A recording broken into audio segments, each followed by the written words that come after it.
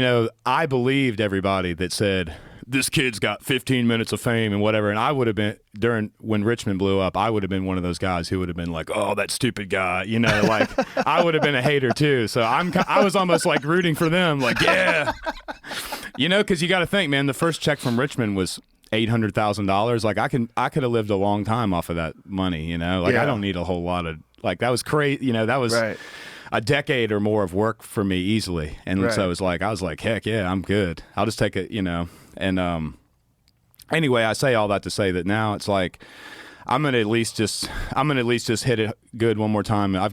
We've got 6 songs recorded now to come after Scornful that are all like I'm pretty proud of them. They're good, and so I'm gonna put those out, and then who knows after that. But let me tell you what's gonna happen. You got a relationship with those people now, man. They love you.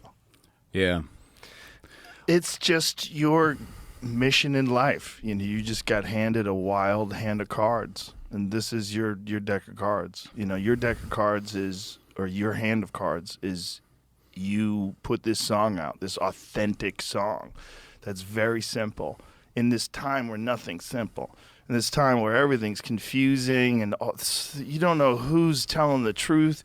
The news is lying to you. Everything is being funded. Nothing's organic. It's half the fucking traffic on social media is bots, at least. Yeah.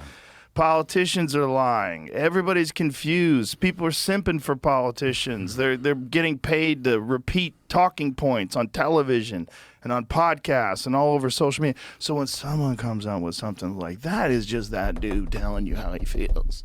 Yeah. Real, raw. You know, I remember we had that conversation on the phone, and I was like, if you can do that, you could do that again. They don't need anybody else. You don't need these motherfuckers that want you to cash out. All these, they're doing that because they think that you're gullible.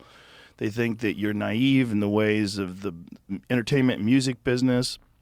The first fucking live show you ever performed was a giant sold out show at a state fair. Do you know how crazy that is? As your first live show. Well, that very first show was actually it was even more amateur than that. It was at a farm market. It was it wasn't even there weren't even any tickets. It was just like, so it's crazy how it goes back to when I still believe just as much now as I did the last time I was here about, and I definitely won't bug everybody too much with all my hokey pokey religious stuff either. Like I definitely want to read a little bit out before we go, but I do believe it was all too perfectly timed.